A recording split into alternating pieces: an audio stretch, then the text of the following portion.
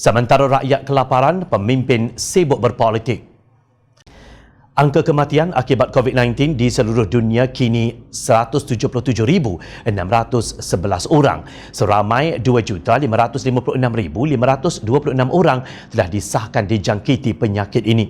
Sementara itu, statistik terkini COVID-19 di Malaysia setakat jam 5 petang yang dikeluarkan oleh KKM 21 April ialah 5,482 kes dengan 92 kematian.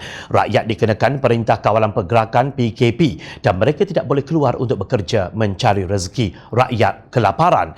Tan Sri Muhyiddin Yassin berjanji kononnya no one will be left behind atau tiada siapa yang akan dipinggirkan dalam pemberian 1,000 bakul makanan yang akan diedarkan ke setiap kawasan parlimen di Malaysia. Namun janji itu hanya indah khabar daripada rupa. Bantuan 1,000 bakul tak kunjung tiba di kawasan Ahli Parlimen Pakatan Harapan. Isu ini mengundang persoalan dari Ahli Parlimen Segambut, Hannah Yeoh, yang bertanya kepada Menteri Wanita dan Keluarga Datuk Seri Rina Harun ke mana perginya bakul makanan Kementerian Keuangan untuk setiap kawasan parlimen. Betulkah bakul makanan telah diberikan kepada ketua-ketua bahagian Perikatan Nasional untuk agihan? Soal Hannah.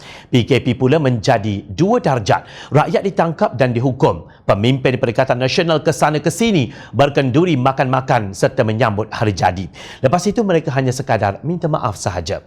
Kata Ahli Parlimen Amanah Sepang Muhammad Hanifah Maidin, dalam undang-undang permohonan maaf tidak kebalkan seseorang daripada pendakwaan. Malah ia merupakan pengakuan bersalah. Sementara itu, di satu pihak pula sibuk berebut kedudukan dalam GLC dan badan-badan berkanun, seolah-olah organisasi itu ghanimah atas kemenangan dalam rampasan kuasa pada 24 Februari yang lalu. Lalu terpecahlah profesional yang dilantik oleh Kerajaan Pakatan Harapan yang lalu dan diganti dengan ahli parlimen dan aktivis politik yang kita tidak tahu apa kelayakan mereka.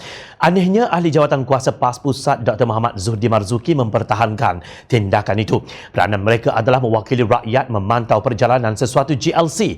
Katanya dipetik oleh Berita Harian.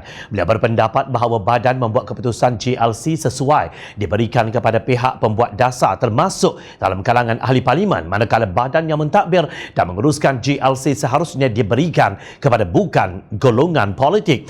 Keseimbangan ini perlu selaras dengan prinsip pengasingan kuasa di antara pihak legislatif dan eksekutif, tegasnya.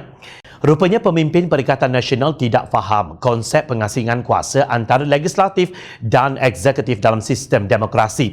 Jom Channel ingin mengingatkan sekali lagi, legislatif dalam sistem demokrasi bukan bermaksud hanya ahli parlimen kerajaan sahaja. Kalau ahli parlimen sudah duduk di JLC, maknanya mereka sudah menjadi jentera eksekutif. Seperkara lagi, ahli politik wajar memahami benar-benar bahawa dalam prinsip demokrasi kerajaan diperintah oleh pihak majoriti yang memenangi pilihan raya umum dan tidak menzalimi pihak minoriti. Yang masuk dengan menebuk atap atau ikut pintu belakang itu tiada dalam sistem demokrasi kerana mereka perampas kuasa. Demokrasi tidak pernah menghalalkan rampasan kuasa tanpa mandat rakyat. Justru 1,000 bakul makanan yang diperuntukkan kepada setiap ahli parlimen wajib diterima oleh ahli parlimen berkenaan kerana memberi kepada yang hak itu adalah satu demokrasi. Pemimpin yang melakukan kesalahan wajar dihadapkan ke muka pengadilan kerana prinsip sama di sisi undang-undang itu pun demokrasi. Jika tidak faham prinsip demokrasi yang mudah ini, lebih baik berhenti daripada menjadi ahli politik.